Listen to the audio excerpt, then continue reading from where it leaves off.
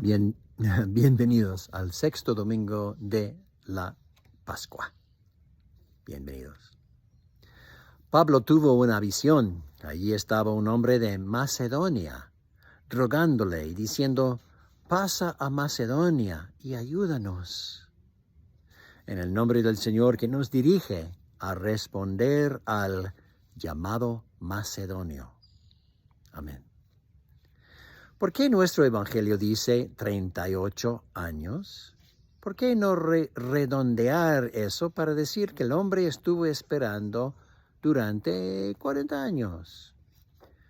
Como he compartido antes, los números en el Evangelio de Juan siempre son significativos. El detalle de esta historia en particular me lleva a hacerle esta pregunta a la gente: ¿cuántos años planeó Dios para que los israelitas vagaran por el desierto antes de llegar a la Tierra Santa? 40 años, ¿verdad? No. La respuesta correcta es 2 años. 2 años. El registro está en el capítulo 13 del libro de Números. Apenas 2 años después de su huida de Egipto, gracias al milagro del Mar Rojo, los israelitas llegaron a las fronteras de la tierra prometida. Se enviaron entonces 12 exploradores para reconocer la tierra por 40 días. 10 de los 12 exploradores regresaron con un informe de que era demasiado peligroso intentar entrar en esa tierra. 2 de los exploradores, Josué y Caleb, abogaron por confiar en Dios y entrar, pero la gente escuchó al informe de la mayoría de los 10 otros exploradores y se negó a entrar. Dios estaba irritado entonces por su falta de confianza y declaró que a ninguno de esa generación del Éxodo se le permitiría entrar a la tierra prometida. Así que los israelitas se vieron obligados a vagar durante 38 años más, hasta que todos los adultos de esa generación, incluido el propio Moisés, habían fallecido, con la excepción de Josué y Caleb, los únicos 2 a los que se les permitió entrar en la tierra prometida 40 años después del milagro del Mar Rojo. En el Evangelio de hoy, Juan se refiere a esos 38 años cuando dice que el hombre paralítico estuvo esperando junto al estanque de la sanidad prometida durante ese tiempo, 38 años. Al final de su espera se logró, en cambio, por el milagro de Jesús y no tomó ni 38 segundos. Un mensaje de este Evangelio: Dios quería que su pueblo no esperara más para entrar en la tierra prometida de la nueva alianza de Jesucristo. Pero hay un segundo mensaje contenido en la historia, un mensaje de perseverancia. No importa cuánto tiempo tome, siempre es demasiado pronto para darse por vencido. Persevere en la oración y no te rindas nunca, a pesar del silencio o de la larga demora de la respuesta de Dios. Y sin embargo, si lo piensas bien, el texto presenta una pregunta inquietante: ¿por qué él? ¿Quién es este hombre que Jesús escogió para sanar cuando había muchos otros alrededor de ese estanque? Muchos inválidos, ciegos, cojos y paralíticos, dice el texto. Muchos ese día esperando una curación. ¿Por qué él?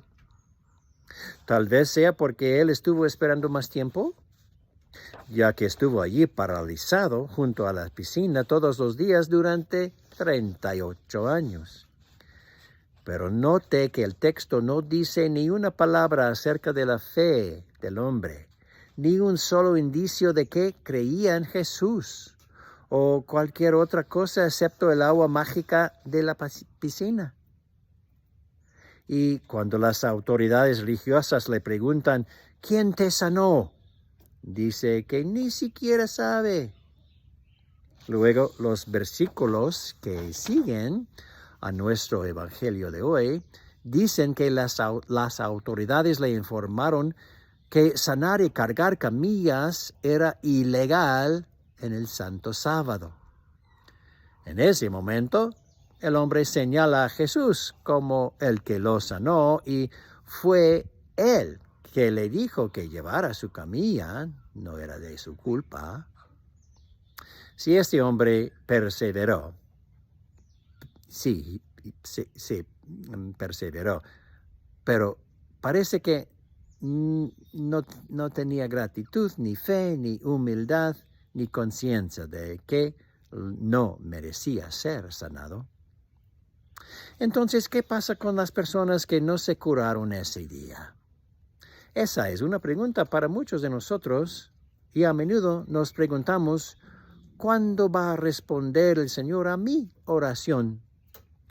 A menudo permanece el hecho de que después de orar todavía estás sin dinero, después de tus oraciones todavía estás enfermo, todavía estás lidiando con tus problemas. Entonces, ¿por qué otras personas son bendecidas mientras tú persistes en el dolor, la pérdida o la depresión? ¿Por qué? Al menos parte, de la respuesta está en la primera lectura sobre algo que se ha dado en llamar una llamada Macedonia. ¿Has oído hablar de una llamada Macedonia?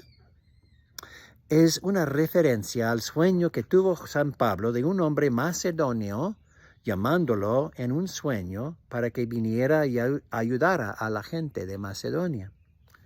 Cuando alguien se entera de la necesidad de otro, o tiene quizás un sueño similar, o incluso un sentimiento general, o un impulso interno que le dice que ayude a alguien, eso es una llamada Macedonia.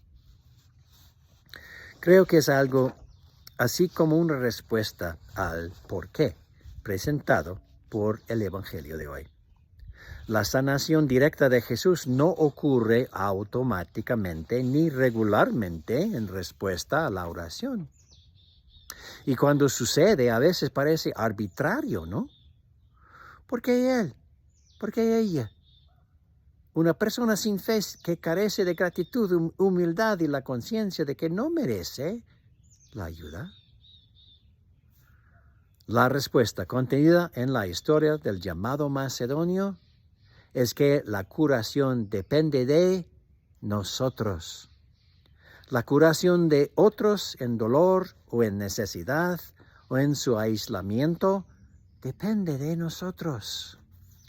Cuando escuchamos acerca de alguien que ora por ayuda o sanidad, nuestra respuesta no debe ser simplemente voy a orar por ti para que Jesús responda. Más bien nuestra respuesta debería ser ¿qué puedo hacer yo para responder a la oración de esta persona en el nombre de Jesús? En el nombre de Jesús y como su emisario, su delegado, por lo que la yuxtaposición de las Escrituras hoy nos enseña. La sanidad no está solo en las manos de un Dios amoroso, sino en mis manos. ¿Qué puedo hacer yo para hacer del mundo un lugar mejor aquí y ahora? El mandato central de la teología de la encarnación anglicana es haz tu parte. Haga algo para traer a Cristo al aquí y ahora del viaje de la vida para todas las personas con las que encuentres, todas aquellas cuyas oraciones de ayuda llamen tu atención, sin importar cómo vengan. Son estas llamadas macedonias las que esperan nuestra respuesta en la fe, incluso si el hombre macedonio o la mujer macedonia que llama no es una persona de fe y carece de gratitud, humildad y la conciencia de que no merece nuestra ayuda o esfuerzos de curación. Pablo tuvo una visión. Allí estaba un hombre de Macedonia rogándole y diciendo: pasa a Macedonia y ayúdanos. El nombre del Señor que nos dirige a responder al llamado Macedonia. Amén.